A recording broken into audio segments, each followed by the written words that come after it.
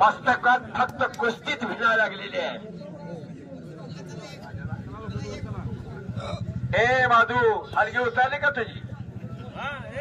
जरा शाबास, जरा खडा उभा की खडा उभा की जरा खडा उभारायला पाहिजे.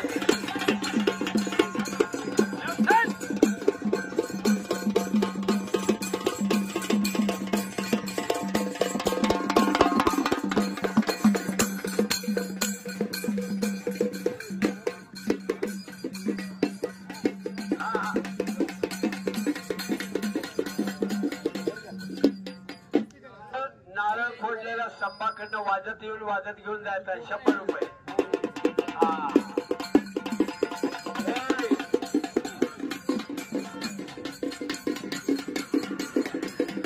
हाय हे माग पाहुणे.